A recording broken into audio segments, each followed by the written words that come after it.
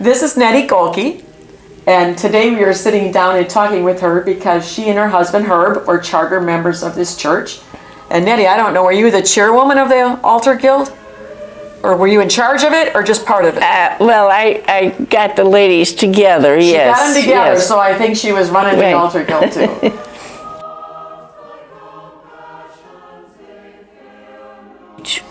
So do you remember whose idea it was? Was it Herb's idea?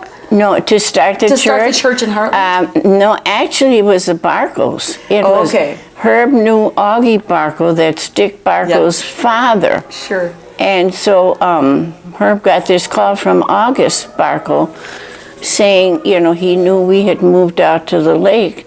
So he got Herb on this committee with the South Wisconsin District people to have a meeting as to how they felt about the community here. Yes, we started out very simply, you know. Sure. And it was wonderful. So what are your best memories of being, can you remember the bank?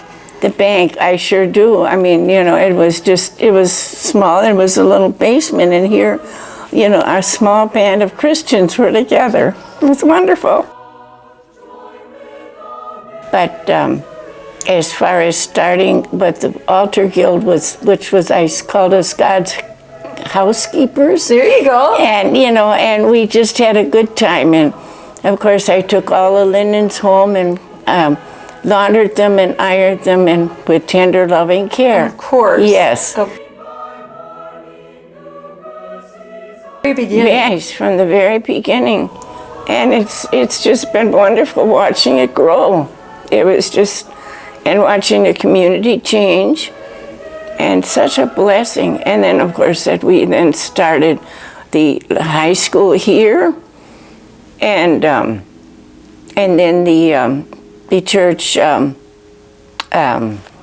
Pastor Wink's church, Shepherd of the Hills. Shepherd of the Hills, our daughter church. So imagine the blessings that came from this. Yeah. It was just a wonderful chain of events to see what was happening. And always blessed. Yeah. Yes, always blessed. Yeah, it's been an amazing journey. Yes. And thank you for all you've done. Oh, it's my pleasure.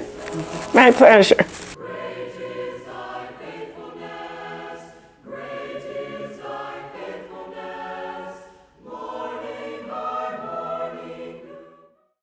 Okay, I'm Mary Baker. This is my husband, Jim. And we were given an opportunity in 1972 to move back to Wisconsin from out east. And my mother had seen an article in the Lutheran Witness, and she saw that they were trying to start a Missouri Synod Mission Church in the Lake Country area where we were going to locate. So she put our name in, and we were very excited about it because we'd been involved in a mission church outside of Boston. So this was a brand new outreach for us, which meant a lot. And our first meeting was at Carl and Gretchen's on Lake Negawicka, and thanks to some very faithful, dedicated, and hardworking people, they got this off the ground, and the Gohlkes and the Wolfs and Augie Barkow did so much. And because of them, we are where we are today. And we were, the bank basement where we are now, it was a bank basement at the time, was our home in early December for our first service.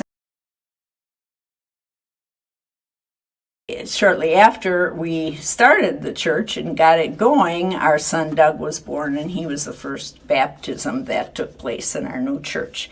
And we had wonderful fellowship with the people in our church. We had so many get-togethers in people's homes and dinners out, and we just had holiday parties and so much fun. It was just wonderful Christian fellowship that we all really enjoyed. And our boys grew up through the church, had so many wonderful opportunities with our Sunday school here, which my husband was superintendent of to begin with. and he'll tell you a little bit more about that. But we had some very close quarters and fun times getting that started, and they had absolutely fabulous vacation Bible school at the Wheezy Farm, and a lot of youth outings, and just many good times. And we are so blessed with our church family and all the people that are involved in it. We're thankful for that, and that our boys are still part of that church family. We came in the basement here, and we had like 20 or 21 kids that he wanted to start a Sunday school. And I said, okay, where are we going to put them? And so we're standing in a hallway here, but here's the men's restroom, and there's a little area in here that we had 5 classrooms. There was one here, and then in the women's bathroom, there's also another area before they go into the bathroom that we used to hold classes in it. And we had a 4-year-old, 5-year-old class, a 6 and 7-year-old class, a 7 and 8-year-old, and a 9 and 10, and then we had one that over 10 was had by another teacher. And most of the material Pastor Davis got for us through the Synod.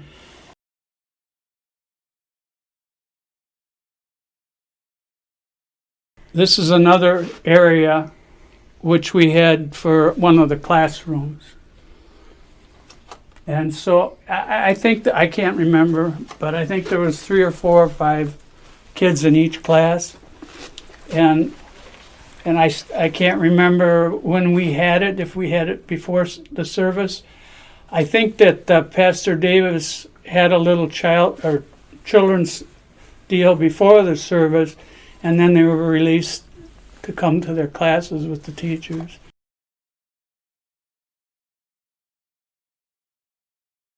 And so we had a chapel, and we also had an organ, and so we had music, and it worked out perfect with a bunch of folding chairs all the way back to the other side of the room. But then we were just here for a year, and we went to the little church on the hill in Heartland, and we had the same problems there with Sunday school because there wasn't a lot of room there, because that was in stairways and closets, and up in the top where the organ was there, we were up there. But then, the people just began to multiply, and with the people came the kids. And so, I don't know, I think there was 70 or 80 in the 7 years we were there.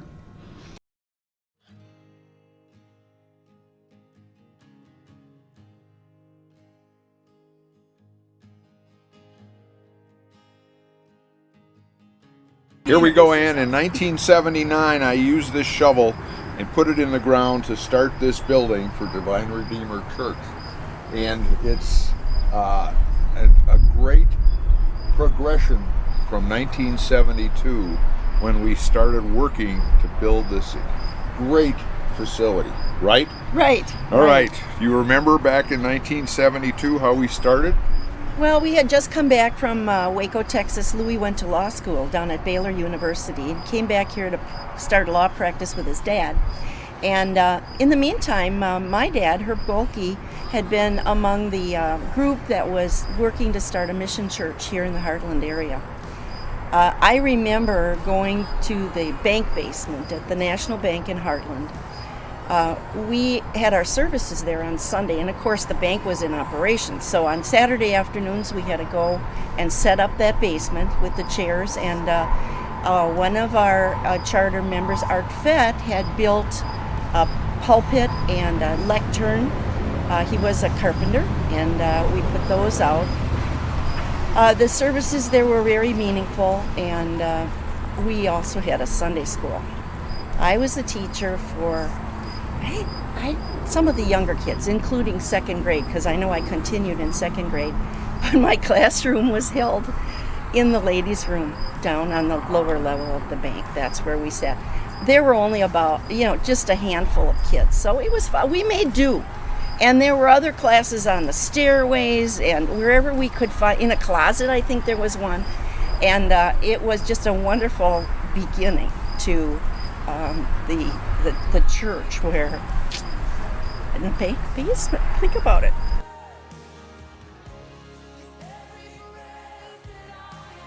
With the aid of some significant fundraising and some prayers, we decided that we were going to move into a new location.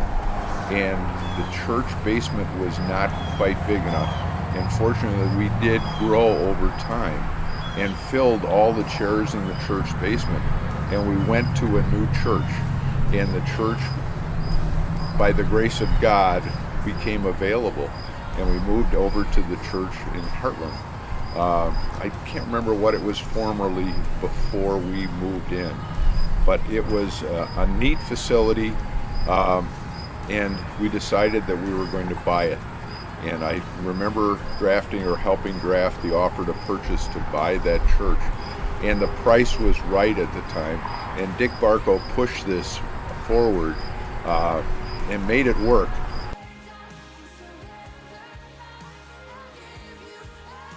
And somehow I remember we had a painting brigade when we first went to the church. And I remember I was up on scaffolding painting and admiring what beautiful windows we had in that building. And it was just magnificent at the time, but too small. Remember Sunday school? Again, Sunday school was crowded. It was a wonderful church, though, and we loved those stained glass windows. And remembering then looking, thinking forward, how we used those window designs for the designs of our new church. I even remember going to the Conrad Schmidt studios when they were building our windows. It was really a wonderful, wonderful experience.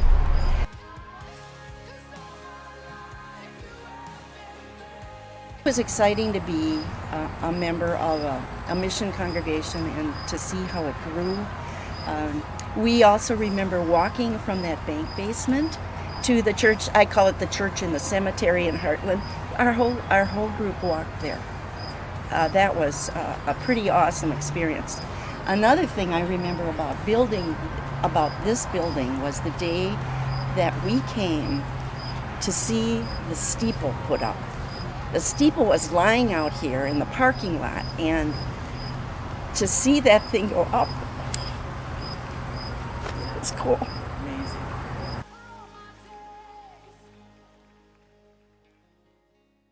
I think it was Davis who wanted a school attached to the church.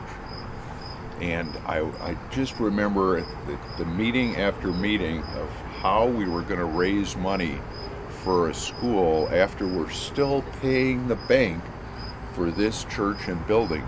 And he said, faith, and it would go, and it did.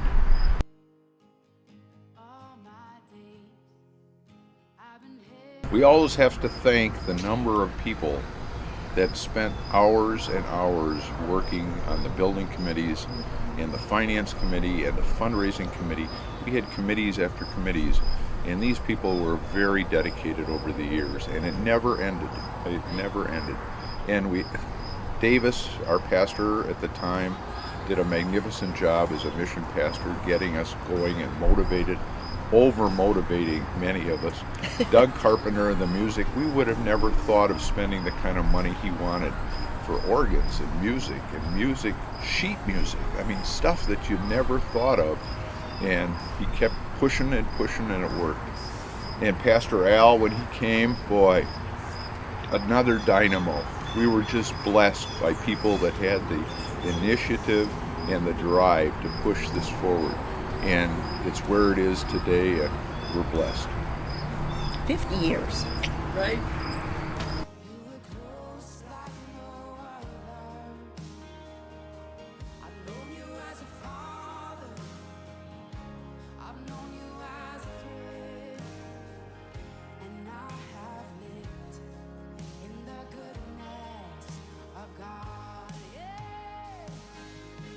I'm a child of God just like the rest of you.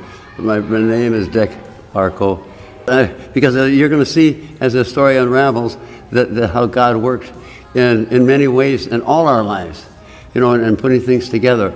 And that's why this story should be told, because some of the stuff is funny, and something, oh no, how did that ever happen?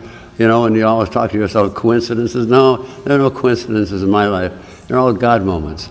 And so anyway, back in 1951, believe it or not, I was living with my folks, and we were living on Pine Lake, and every Sunday morning, Dad would rack us out of the sack and go over to Holy Trinity Lutheran Church, Missouri Synod in Okauchee.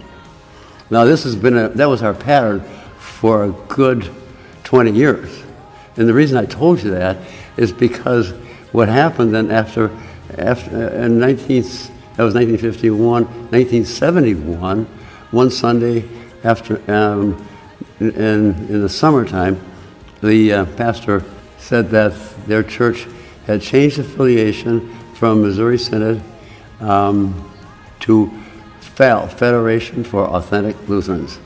And where they came from, I don't know, but that's what their council said that they wanted. Their board of directors said that they wanted to be affiliated with, and anybody that didn't affiliate themselves with FAL and sign the note paper to join them could not take communion.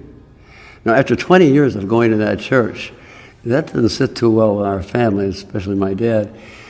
And so we walked out of there very disappointed. And now where are we going to go? So we started talking about things, and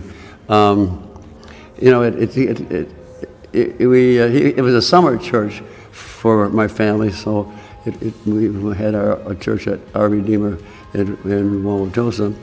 But it still bothered him to the point where he called up Carl Barth, president of the district, and said, we got to do something. We got to have a Missouri Synod Lutheran church in our Lake Country area, and convinced him to come out and visit with us. And at that time, he had talked to Harold Gohlke and Mr. Wolf that wanted to.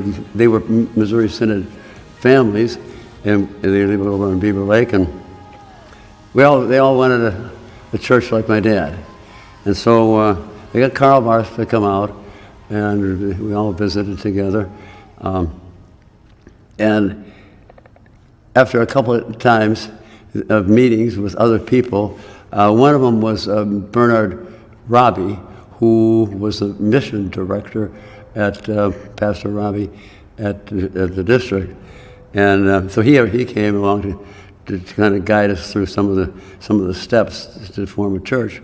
So Carl Barth and the Missouri Synod district decided that they would call and pay for, which is interesting, a pastor to come and set up and start finding out if we can get a new Missouri Synod Lutheran church in this area. And so they called John Davis, and he would make calls on all the surrounding people, and we gave him a whole list of names that we thought would be interested in doing it. And he did a good job, because by December 6th we had to be enough people that we set up a church service in the basement of a National Bank, Heartland National Bank, on Capitol Drive.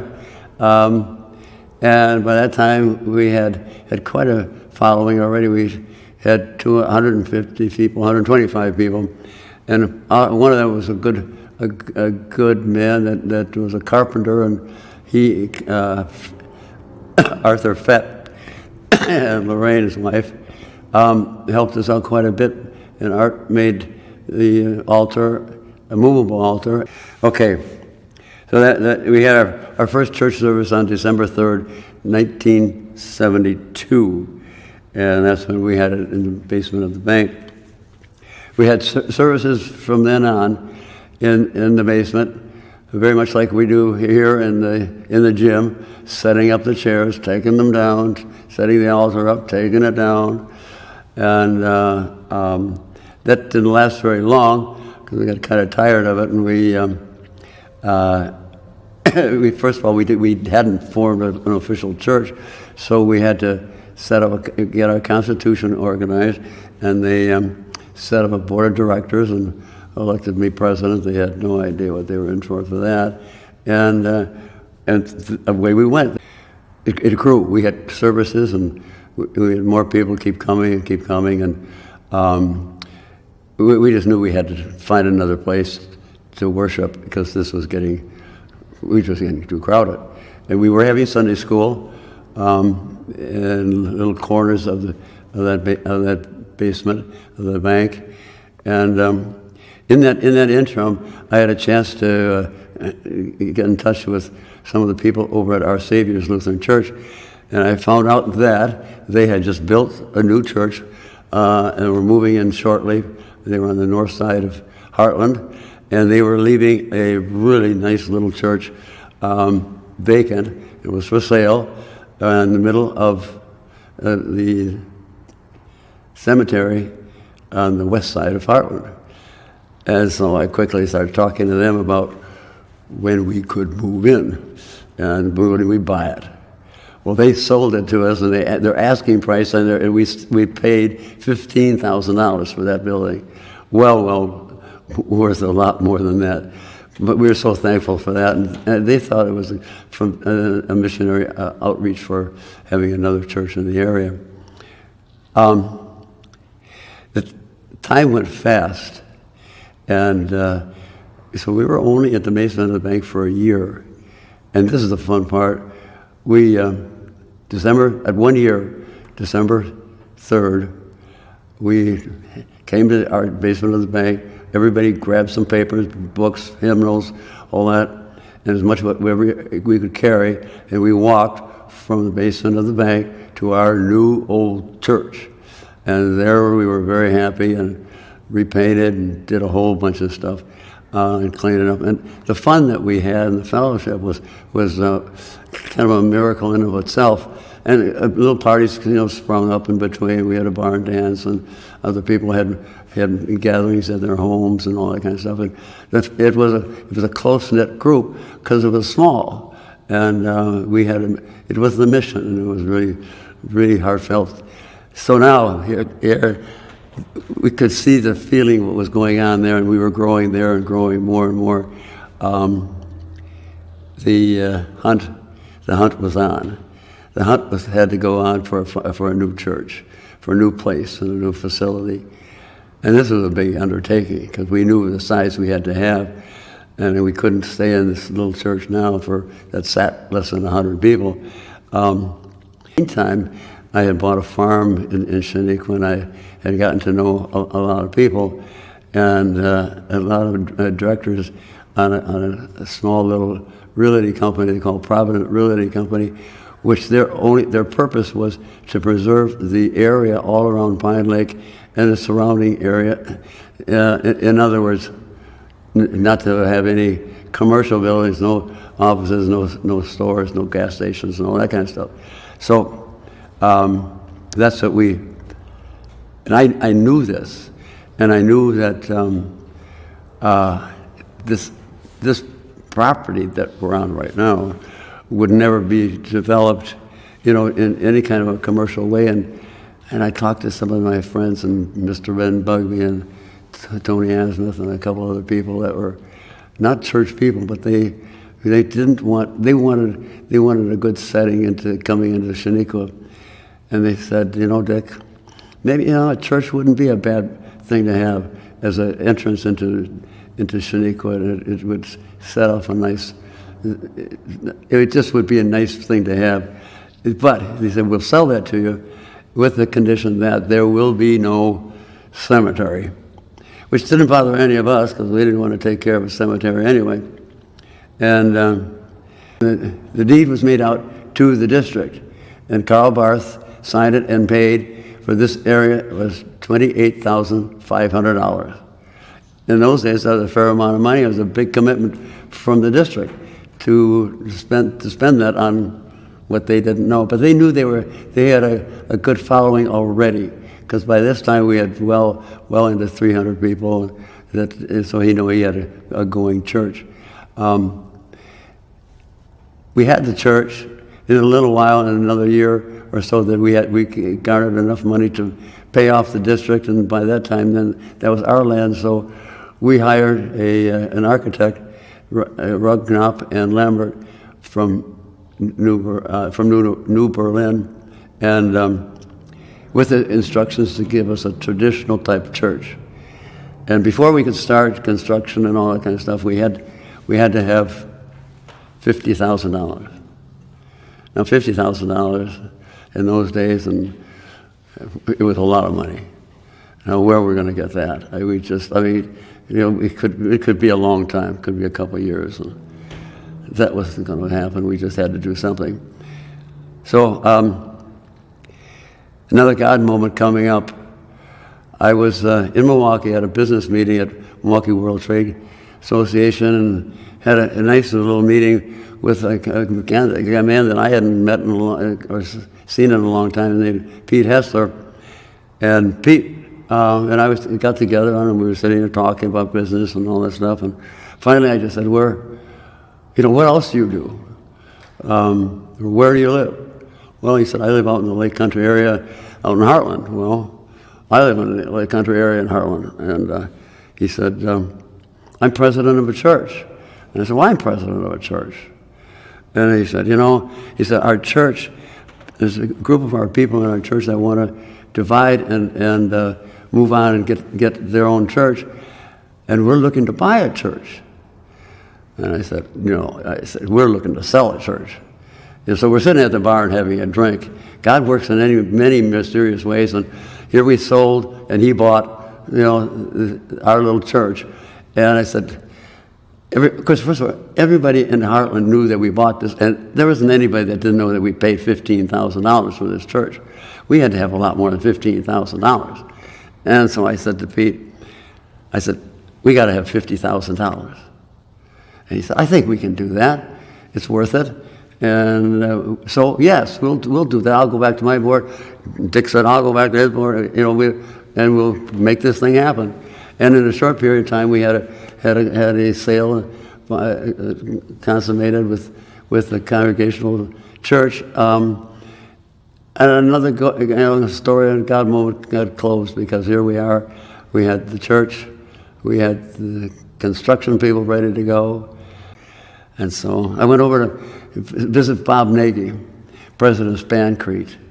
And I don't know how my numbers are going to be, but they're pretty close.